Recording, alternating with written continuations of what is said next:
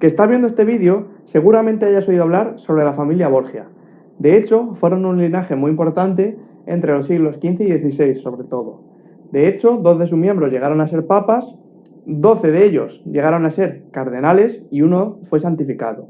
Sin embargo, desde finales del siglo XV y a partir del siglo XVI, se cubrieron de un aura de leyenda y misterio. En este vídeo vamos a tratar los tópicos alrededor de la familia Borgia y vamos a tratar también de compararlos con la realidad histórica. Así que, quédate.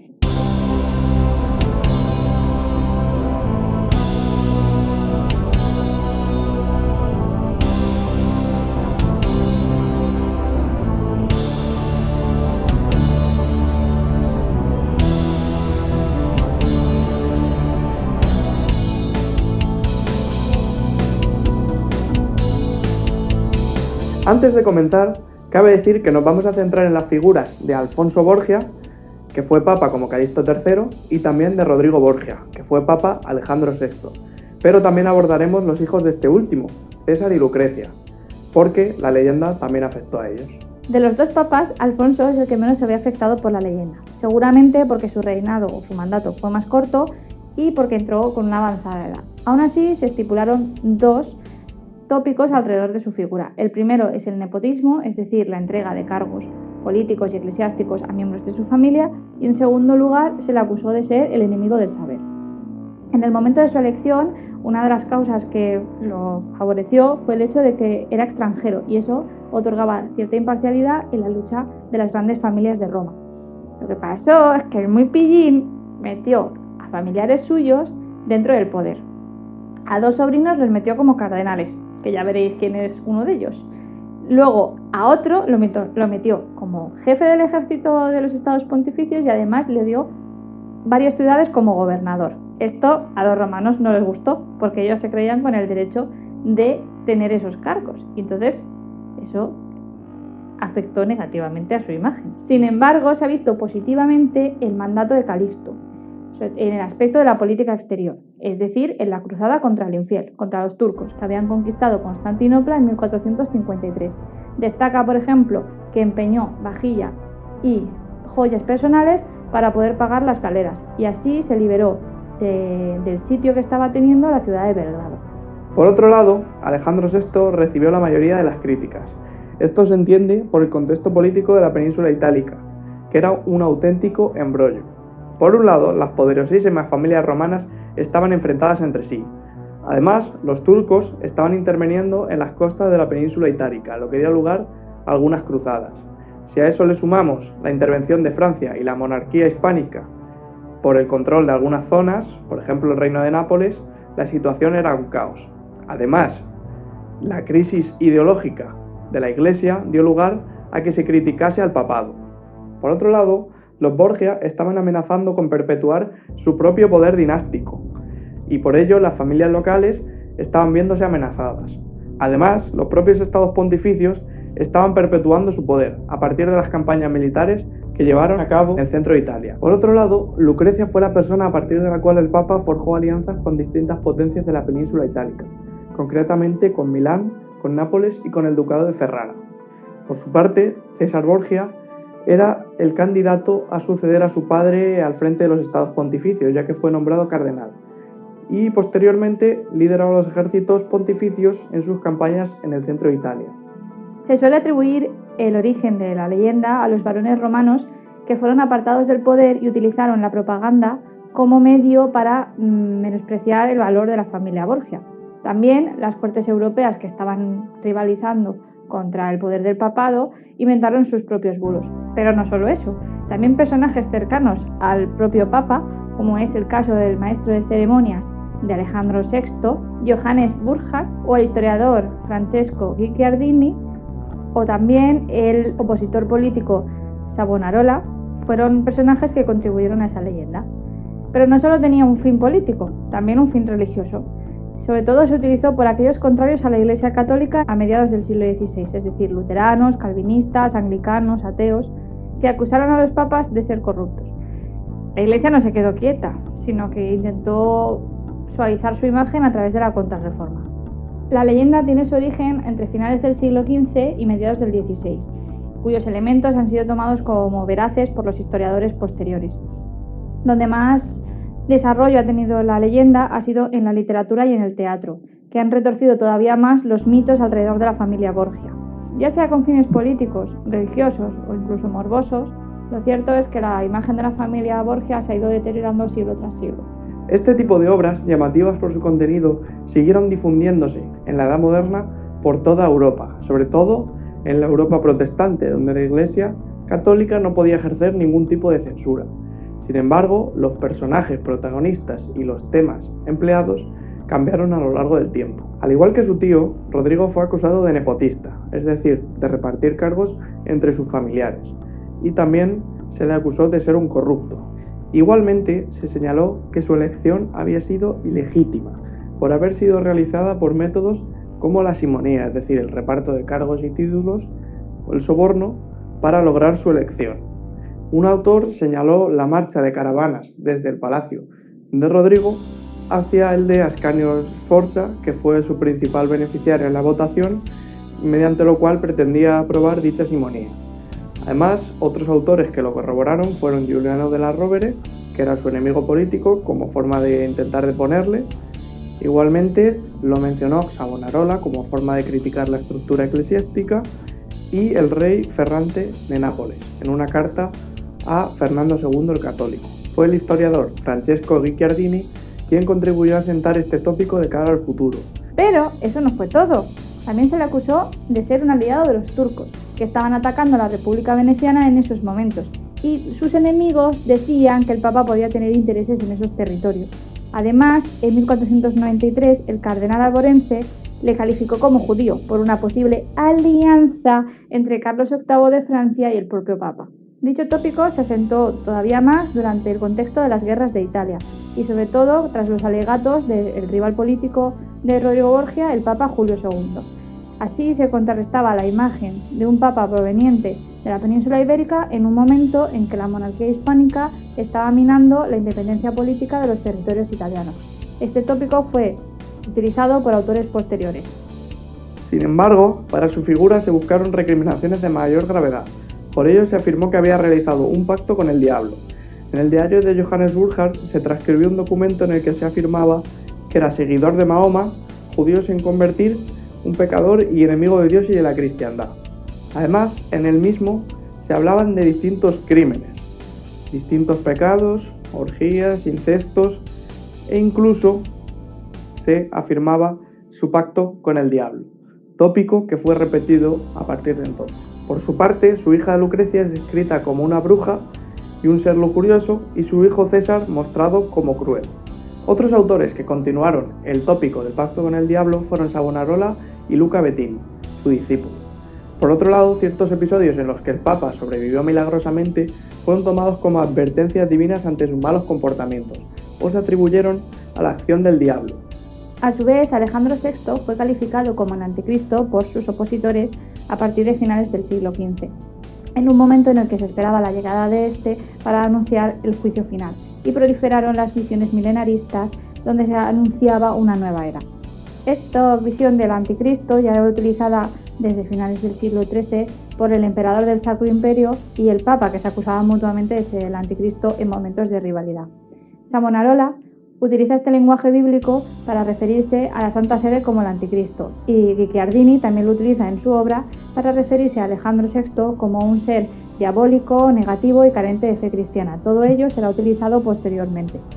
Asimismo, la muerte del pontífice también se relacionó con Satanás. Se narró como un episodio en el que trataba de envenenar a un cardenal, pero las fuerzas diabólicas propiciaron su propia muerte.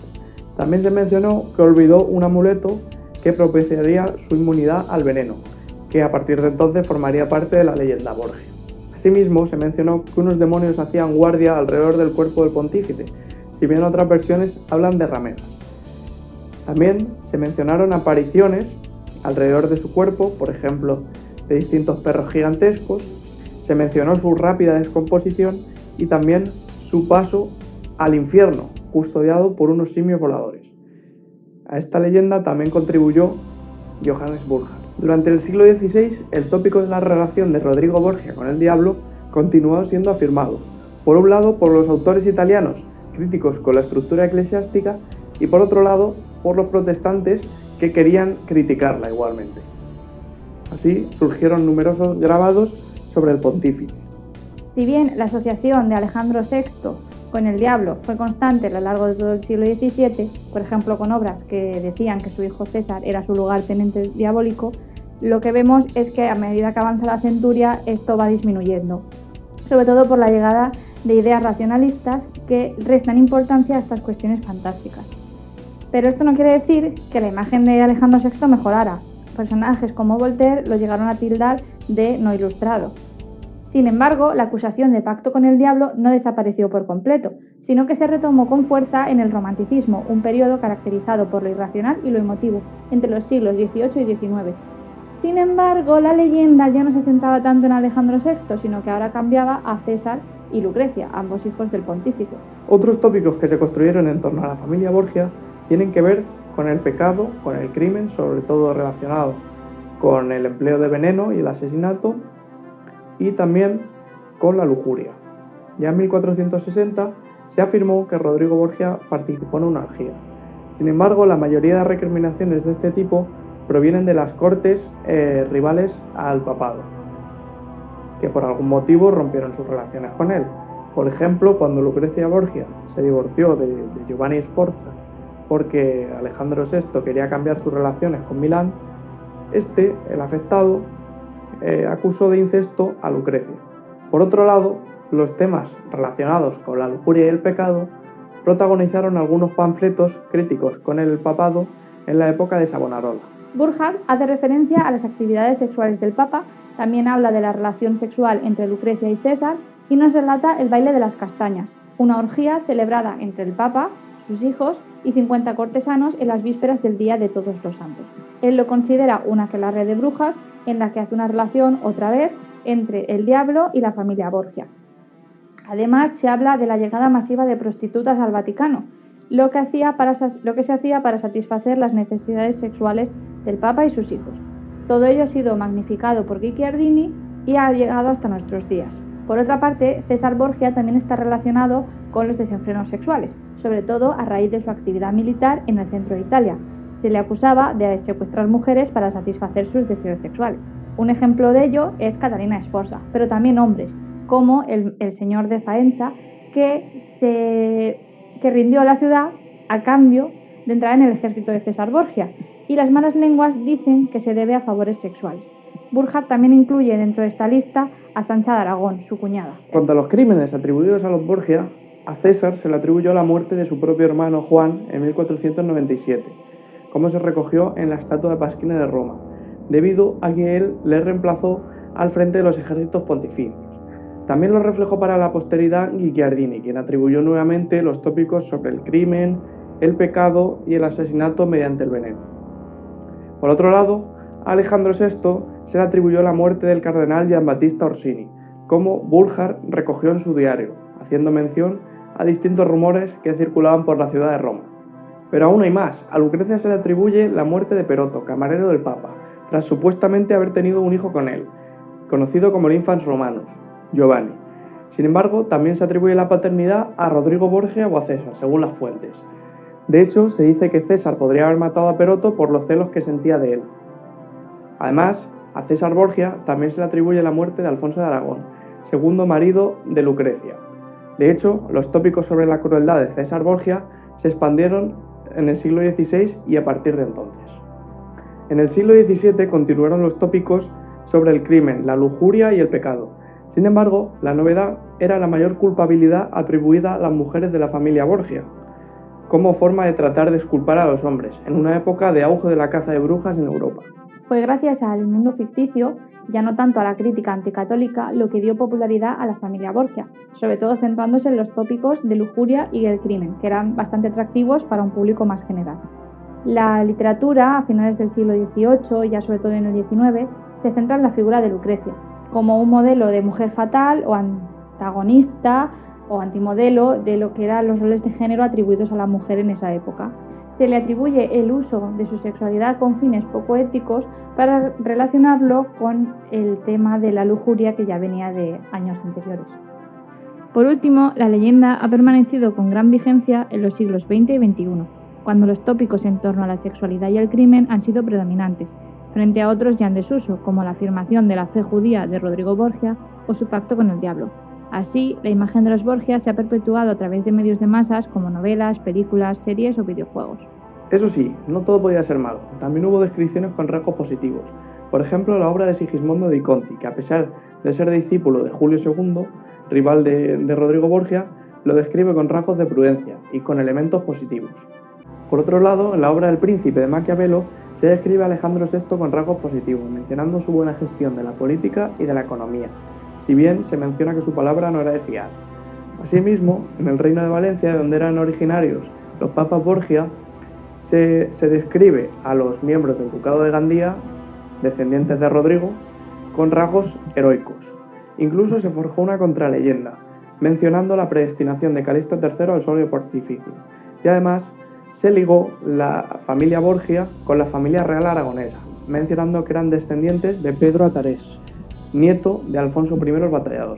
Sin embargo, la leyenda tardó en llegar a la península ibérica.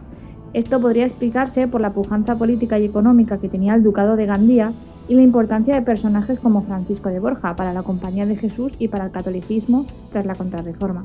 Esta terminó difundiéndose en la segunda mitad del siglo XVI y durante el siglo XVII, pero cobró todavía más importancia en el siglo XIX. Frente a la leyenda, en la península ibérica también se desarrolló una contraleyenda. Esto ocurrió en el siglo XVII, cuando se estaba estudiando la canonización de Francisco de Borja, bisnieto de Alejandro VI. Así, en la Europa católica, algunos autores afirmaron que la mayoría de crímenes no habían sido cometidos por Alejandro VI, sino por sus hijos, que según algunos ni siquiera eran sus descendientes. Si por un lado se trataba de rebajar la leyenda personal del Papa, por otro se estaba afirmando indirectamente otros tópicos familiares. Además, algunos determinaron que Rodrigo no era miembro de la familia Borgia, sino un pariente que tomó el nombre al acceder al pontificado. Su apellido real habría sido Jansol, algo que fue defendido por algunos hasta entrado el siglo XX. En el siglo XVIII no solo continuó la contraleyenda, sino que además se ha postulado un escaso conocimiento e interés en la exhibición de los Borgia en territorio valenciano. Mención aparte merece César Borgia, que muchas veces fue descrito como un héroe y con rasgos positivos como la inteligencia, la astucia, la bravura, sobre todo por las campañas que realizó a principios del siglo XVI como jefe de los ejércitos pontificios en el centro de Italia. Entre 1502 y 1503 fue acompañado por Maquiavelo, lo que le inspiró a escribir la obra El Príncipe, en la cual César Borgia es el ideal de gobernante astuto, de buen gobernante, de buen príncipe. Sin embargo, en la misma se entremezclan las ideas de Maquiavelo con los valores atribuidos a César Borgia. Por ejemplo, la idea de cuestión de Estado, según la cual un gobernante puede desatender los principios morales y religiosos en un momento puntual con el fin de preservar su principado, lo que popularmente se ha traducido en la frase «el fin justifica los medios», se ha traducido en ver a César Borgia como un gobernante cruel y despiadado. Por otro lado, cabe mencionar que, pese a la habitual descripción de este personaje como cruel, falto de escrúpulos, asesino, etc., su figura fue empleada en el siglo XIX para defender ciertos modelos políticos. De hecho, fue tomado como un modelo de la unificación territorial de Italia, y por ello se quitó hierro a la actitud que le atribuía la leyenda.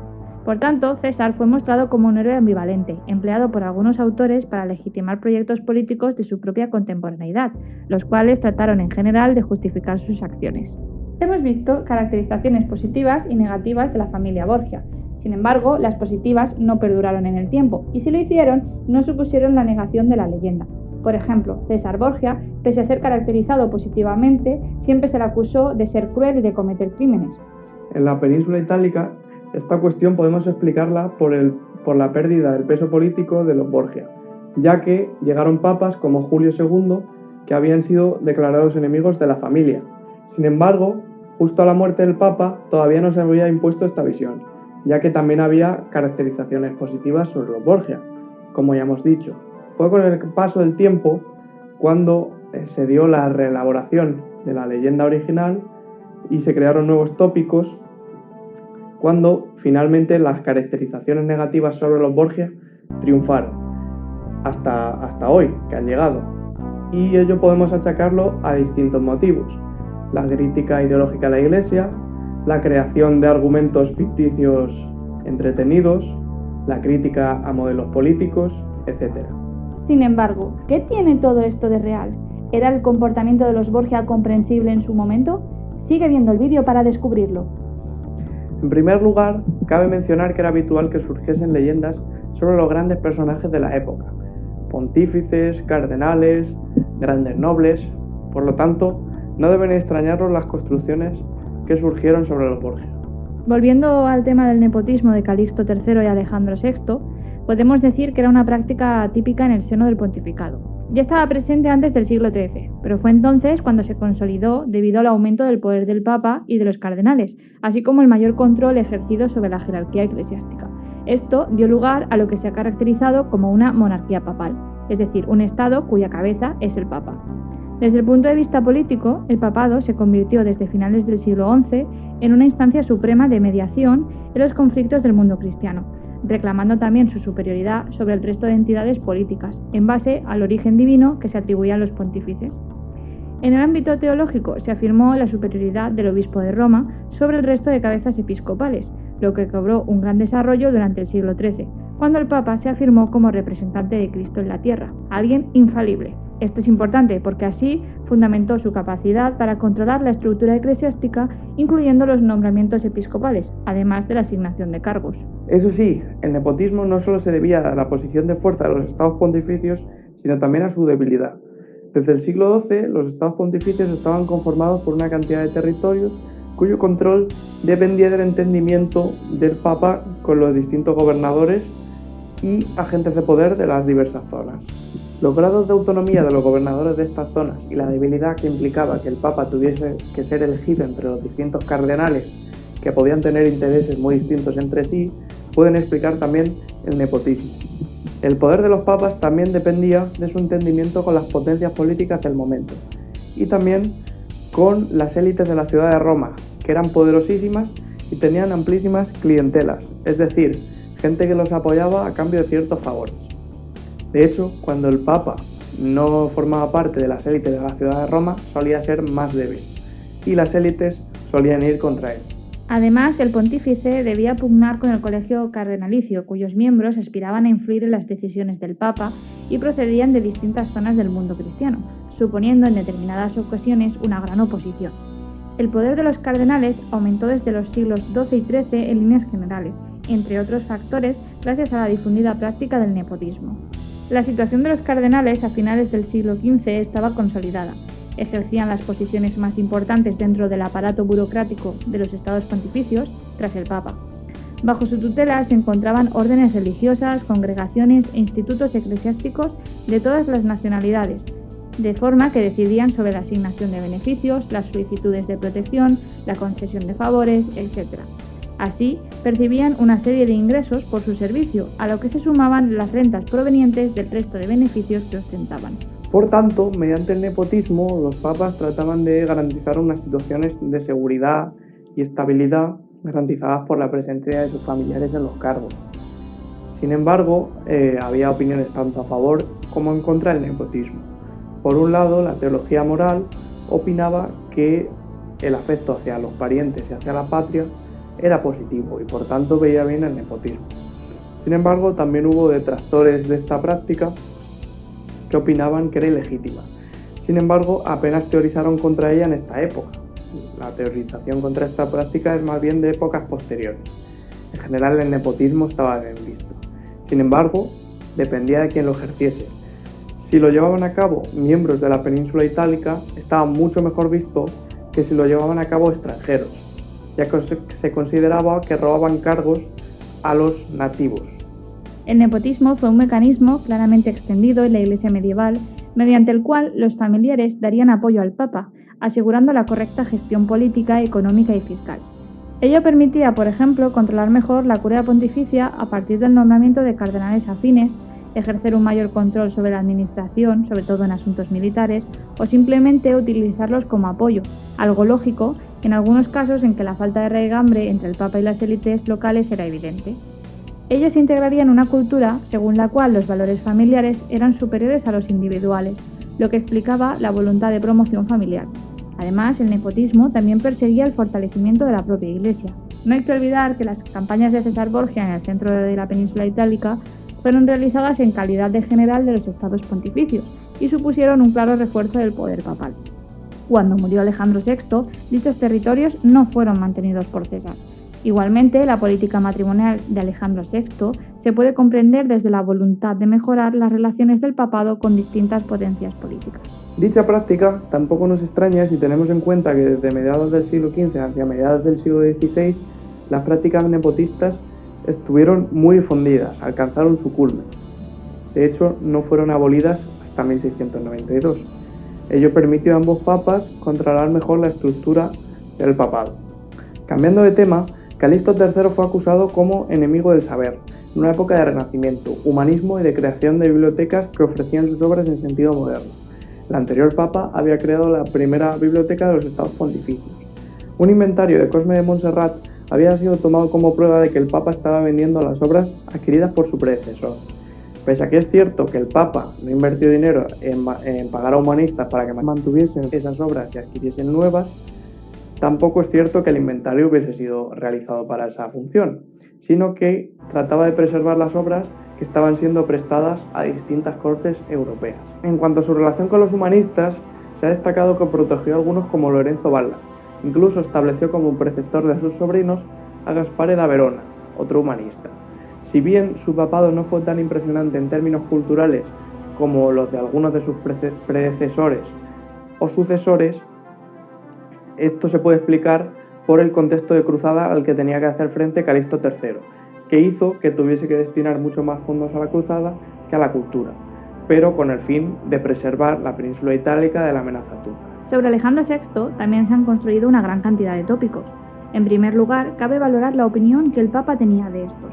Llama la atención su actitud permisiva en un momento de gran importancia del honor y ante el aumento de las acusaciones que recibió en publicaciones, libros o mensajes en la estatua de Pasquino. Una actitud distinta siguió César Borgia, que trató de llevar a cabo un cierto control e influencia en cronistas, puesto que su imagen dependía de sus hazañas. Podemos atribuir esta permisividad de Alejandro VI al aparato propagandístico que él mismo estaba desplegando mediante medallas, inscripciones, frescos, que lo mostraron como un hombre poderoso y respetable, y a la popularidad que gozó entre la población de Roma. Quizás, por este motivo, no sospechaba que la imagen que predominaría sobre su figura sería tan oscura. Ya hemos mencionado que se dijo que había comprado los votos que le permitieron ascender al cargo. Entonces, había varios bandos que querían conseguir un papa al cual pudiesen controlar fácilmente, entre los que destacaban el encabezado por Ascanio Sforza, hermano del duque de Milán, que le indicó que no reparase en gastos para imponer su candidato, y el de Giuliano della Rovere, en deuda con Ferrante, el rey de Nápoles, que le dio 200.000 ducados para que intentase imponer el suyo. Ambos líderes eran aún jóvenes como para presentarse ellos mismos al puesto, por lo que apoyaron a otros candidatos. La elección de Rodrigo Borgia se decidió en la cuarta votación, lo que nos hace pensar que no fue nada fácil.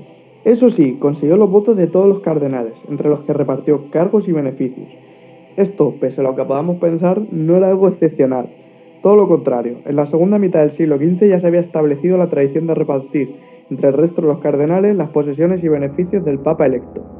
Por otro lado, los autores coetáneos señalaron el papel decisivo que tuvo Ascanio Sforza en la elección, por lo que se postula que este cardenal, que pretendía lograr una victoria para el bando milanés, fue el encargado de convencer al resto de lo idóneo que era Rodrigo Borgia, que además era amigo suyo. Si empleó cantidades monetarias para ello, algo que el duque de Milán había mencionado como un posible mecanismo para obtener la victoria de un candidato afín, no lo podemos asegurar. Los testimonios de aquellos que estuvieron presentes en la votación no mencionan la simonía. El único que lo hizo fue Giuliano della Rovere, rival de Alejandro VI. La elección de Rodrigo la podemos entender a partir de sus numerosos años y experiencia como vicecanciller pontificio. Además, seguramente fue percibido como un candidato más neutral, un punto medio entre las posturas enfrentadas en el cónclave.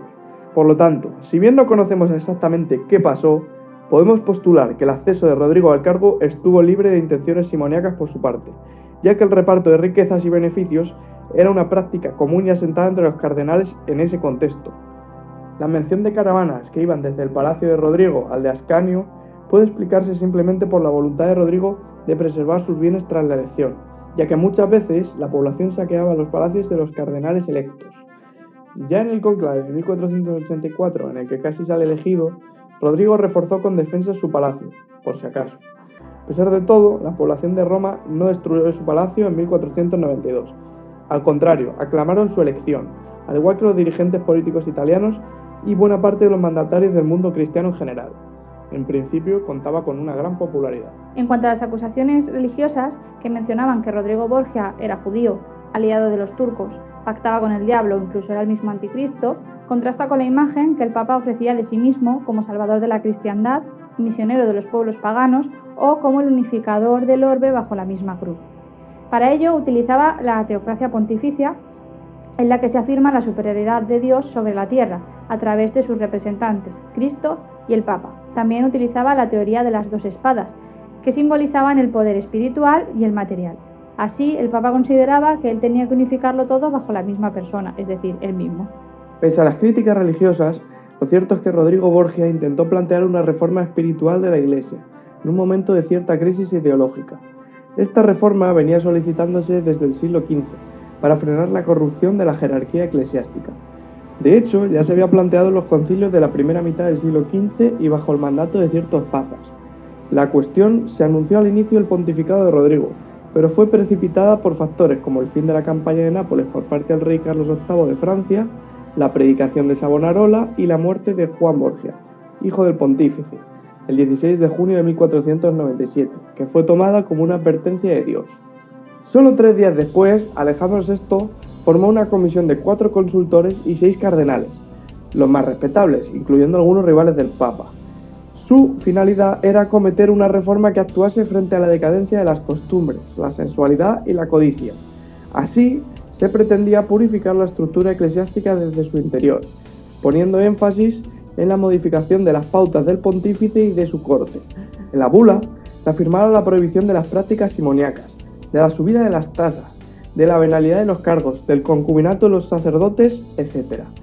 Igualmente, se limitaba el número de miembros del colegio cardenalicio a 24, y se requería que los cardenales mostrasen fe cristiana y una vida acorde a los principios de la Iglesia. Asimismo, esta institución tendría que estar compuesta por miembros de todos los estados cristianos en proporciones iguales, frente a la predominancia italiana. Igualmente, el poder consultivo del colegio cardenalicio aumentaría, frente al del pontífice, que se vería algo marginado de la esfera política para centrarse más bien en la religiosa.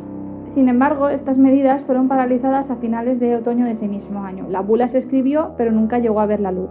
Entre las causas, la comisión encargada de llevar a cabo esta reforma consideró que se trataba de un asunto más para un concilio, ya que afectaba a toda la cristiandad. El contexto de rivalidades entre la monarquía hispánica y Francia, los enfrentamientos del Sacro Imperio y la negativa de las iglesias de las diferentes naciones a celebrar el concilio en Italia hizo que esta propuesta acabara en el cajón del olvido. Otra posible teoría por la que fue cancelada esta bula fue porque afectaba directamente a la teocracia pontificia que defendía al Papa, porque reducía su poder. Sin embargo, estos asuntos o algunos de ellos fueron tratados en el Concilio de Trento posteriormente. Además, Alejandro VI también contribuyó a la reforma de las órdenes religiosas, actuando en sintonía con sus vicarios, facilitando el retorno a las raíces de sus reglas y las tendencias autonómicas y regionalistas a las que muchos aspiraban. En ese proceso se produjo el desgajamiento y creación de nuevas órdenes. A finales del siglo XV, Rodrigo obtuvo el apoyo de distintas coronas de los reinos cristianos para llevar a cabo esta labor, de cuya coordinación se ocupó. A su vez, propició el saneamiento económico de las órdenes militares y, si bien permitió su control y centralización por parte de las monarquías, como ya habían hecho sus predecesores, señaló la necesidad de que éstas fueran reformadas por eclesiásticos. No solo eso, sino que contribuyó a la extensión de los ideales cristianos que promulgaban las cofradías urbanas con fines asistenciales. En su mandato, proliferaron cofradías que se dedicaban a la atención de mujeres pobres en Roma y se llevaron a cabo mejoras en los barrios más desfavorecidos, para elevar el nivel de vida de sus habitantes. Asimismo, se restauraron y construyeron hospitales y se erigieron iglesias que llevaron a cabo labores asistenciales. A la vez, el Papa defendió las labores de los montes de piedad y los préstamos a personas necesitadas a un interés mínimo. Igualmente, Alejandro VI estuvo acompañado por sabios que extendieron las corrientes del aristotelismo y el neoplatonismo en su época. Sus años de pontificado destacaron precisamente por la gran frecuencia de la predicación, la difusión de los discursos, el nivel de los oradores, la celebración de reuniones de humanistas y teólogos en las que participaba el Papa, etc. Hubo también un gran esfuerzo por definir y fijar la liturgia. Igualmente se actuó frente a distintas herejías del mundo cristiano, como la husita, y se procedió al arbitraje de las relaciones internacionales y al reparto y evangelización del Nuevo Mundo. Para ello se redactaron una serie de bulas que mostraron al infiel americano como convertible. Las misiones no solo llegaron a América, sino también a Asia. Alejandro VI consiguió para la Santa Sede la adhesión de la Iglesia georgiana y el Ducado de Rutenia, y trató de extender la fe cristiana a otras comunidades europeas como la judía. Ello explica la llegada masiva de judíos a Italia tras la expulsión de la península ibérica, lo que fue utilizado por sus rivales para calificarle como marrano, pero ello no tiene ningún fundamento. También luchó contra la brujería, pese a las acusaciones demoníacas. En cuanto a la cuestión de la alianza con los turcos, podemos darla plenamente por descartada. De hecho, el Papa convocó una cruzada contra ellos y los fondos recaudados en la misma se emplearon efectivamente en la guerra. En la lucha se sumaron el rey de Hungría y la República de Venecia. Las críticas se entienden en un momento en que la República de Venecia estaba siendo atacada por los otomanos y sus posesiones se estaban reduciendo, mientras que las de los estados pontificios en el centro de Italia estaban aumentando frente a la independencia de numerosos nobles locales. Sin embargo, los que trataron de convocar a los turcos para que actuasen en la península itálica fueron Giovanni Sforza, señor de Pesaro y primer marido de Lucrecia, y también el rey de Nápoles. Asimismo, cabe afrontar la cuestión de los crímenes y los pecados ejecutados por los Borgia. La primera mención es en el diario de Burchard, en el que se habla de posibles rumores del asesinato del cardenal Orsini mediante envenenamiento a manos de Alejandro VI. Lo cierto es que no podemos afirmar ni desmentir este hecho. Cuanto a la muerte del Papa, como hemos dicho, la leyenda mostraba que intentaba asesinar a un cardenal y por error cayó envenenado. Sin embargo, el Papa Alejandro VI, como su hijo César Borgia, solo cayeron enfermos una semana después de haber cenado en casa de dicho cardenal, por lo que se postula que habrían sido envenenados en la cena del aniversario de su elección como Papa. Sin embargo, la cuestión no está nada clara. En cualquier caso, no está probado que quisieran asesinar a ningún cardenal.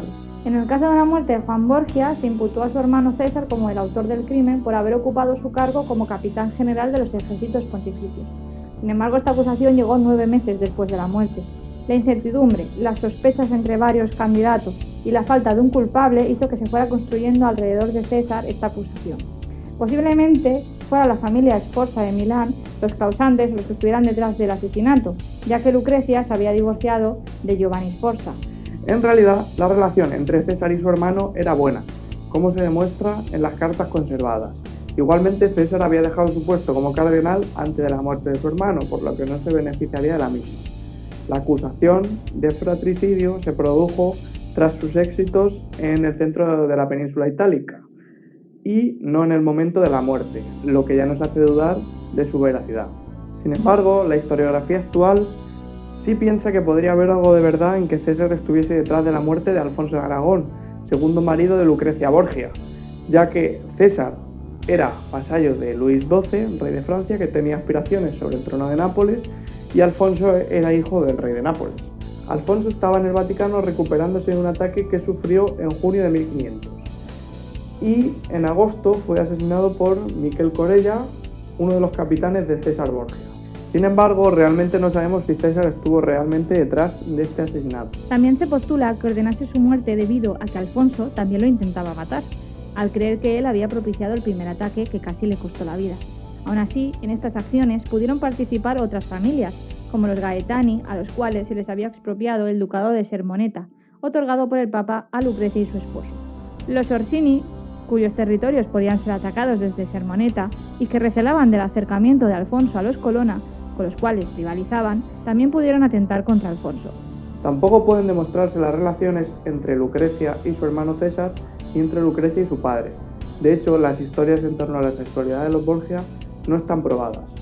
Solo se conoce un episodio en el que César raptó a una mujer en sus campañas italianas, la mujer de un condottiero. Sin embargo, su padre le obligó a ponerla en libertad. También César mantuvo relaciones con una dama romana a inicios del siglo XVI. El problema es que no conocemos la vida íntima de los Borgia, más allá de lo que nos cuenta su leyenda. De César tampoco conocemos muchos datos, más allá de todo lo que tiene que ver con el aspecto militar. Por eso no podemos apoyar o refutar la idea de que fuera un personaje cruel.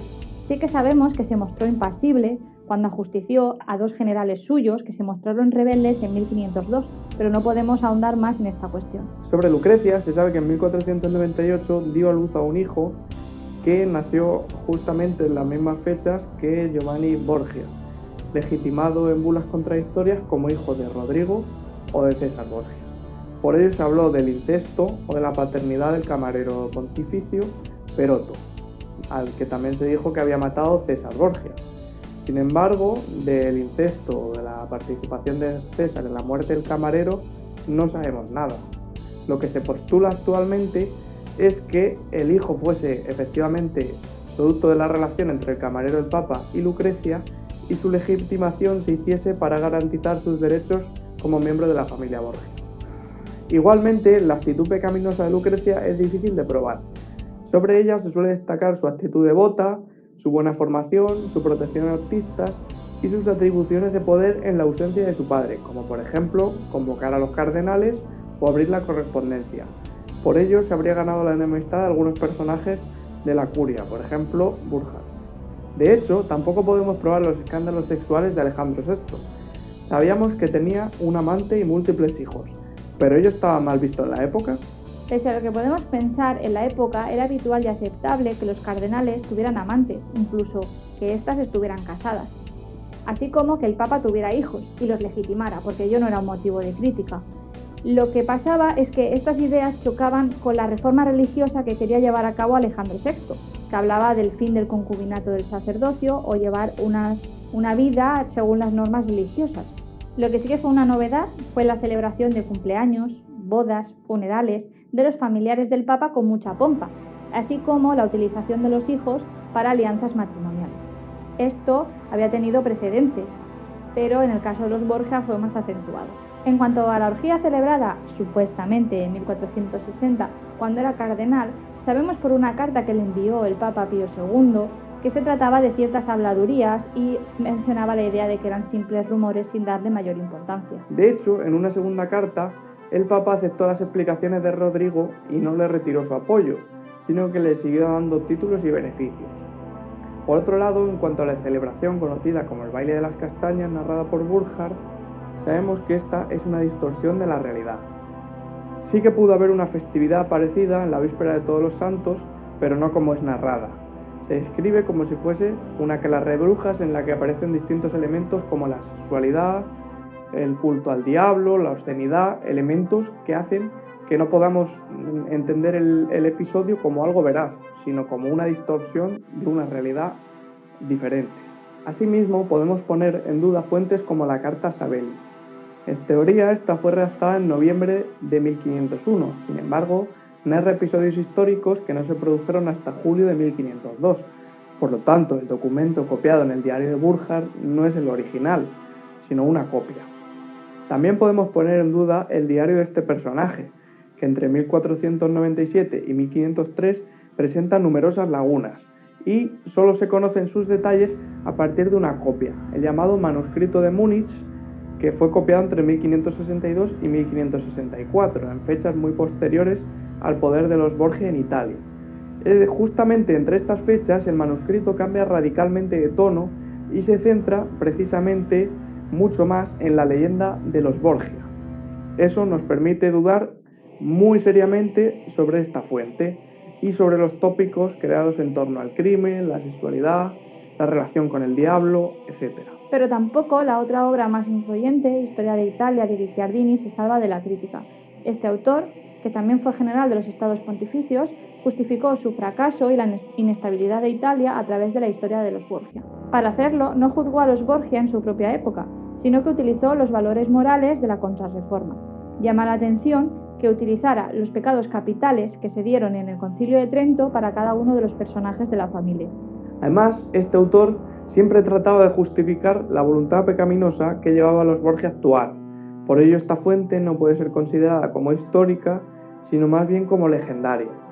Igualmente, los autores que tomaron como base la leyenda original surgida entre los siglos XV y XVI tampoco pueden ser considerados fiables.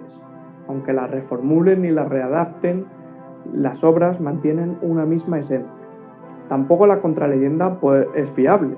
De hecho, al inventar unos orígenes en Pedro Atarés, descendiente de Alfonso el Batallador, están mintiendo porque este personaje nunca tuvo descendencia. Al mencionar que Rodrigo Borja realmente era apellidado Jansol, vuelven a mentir porque realmente quien enlazó con esta familia fue su hermana Joana, y sus hijos cambiaron el apellido de Jansol a Borja porque este apellido tenía mucho más prestigio. Igualmente tampoco se puede demostrar la predestinación de Calixto III al papado. Entonces, ¿en qué medida los comportamientos de los Borgia son excepcionales? ¿Es la leyenda real? En realidad, lo que dice la mayoría de autores, con lo que nosotros coincidimos, es que los comportamientos de los Borgia son plenamente comprensibles en su época. Hemos visto que el nepotismo tanto de Calixto III como de Alejandro VI puede entenderse y era habitual en la época. Hemos visto que Calixto III no podría entenderse como enemigo del saber, ni que Alejandro VI emplease la simonía para ser elegido en el cargo. También las acusaciones de falta de fe religiosa de Alejandro VI, las acusaciones de que hubiese realizado un pacto con el diablo que fuese el anticristo, caen por su propio peso. Y tampoco los tópicos sobre los crímenes y la sexualidad pueden ser afirmados. Lo que sí que podemos decir es que la leyenda surgió en torno a la confrontación política, militar y religiosa y que tiene unas bases muy poco sólidas. Su propagación se debió a la interpretación descontextualizada de los hechos originales. Tradicionalmente no se ha tenido en cuenta el contexto en el que vivió la familia Borgia, en un periodo de inestabilidad debido a la amenaza turca en época de Calixto III, a lo que se sumó las intervenciones en Italia de la monarquía hispánica y el reino de Francia en época de Alejandro VI.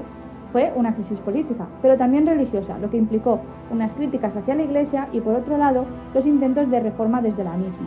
Todo ello ante una sensación de inestabilidad.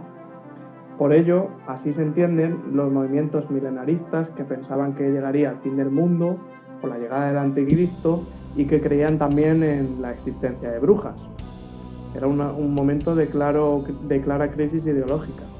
Además, el contexto de las guerras produjo también inestabilidad económica entre los saqueos, usurpaciones, asesinatos, etc. Ante la sensación de desorden e inestabilidad, lo normal era buscar culpables, y eso podría explicar la creación de la leyenda de los Borgia. A esto se añade el hecho de que el Calixto III llevó a cabo un proyecto para afirmar su poder en la península itálica, pero sobre todo Alejandro VI, que trató de reafirmar el poder terrenal del Papa en los estados pontificios, a través de las alianzas matrimoniales políticas de sus hijos, que no solo beneficiaron a la Iglesia, sino también a su propia dinastía. A pesar del apoyo que tuvieron los Borgia entre la masa de población, no tuvieron el mismo apoyo entre las élites aristocráticas, que desplazadas del poder veían cómo unos extranjeros interferían en sus propios asuntos y ellos no lo consideraban legítimo. Por ello se creó una leyenda en torno a los Borgia que luego sirvió también para criticar a la Iglesia católica por los protestantes, para criticar unas conductas consideradas inmorales por los católicos tras la Contrarreforma, y también posteriormente en la ficción esta leyenda se retorció y se reinventó creando nuevos tópicos. Por otro lado, el surgimiento de una contraleyenda igualmente ficticia supone que la leyenda se había propagado y que la distorsión de los hechos históricos con el paso del tiempo era muy evidente. Así, el comportamiento de los Borgia en su época fue normal. Los mitos no podemos ni afirmarlos ni desmentirlos del todo. Eso sí, hay que tener en cuenta que las fuentes surgieron en torno a la confrontación y fueron muy criticables. Eso sí. Sí. Políticos estaban enfrentados. Se peleaban. O donde más se ha desayunado. Pontificios en la ausencia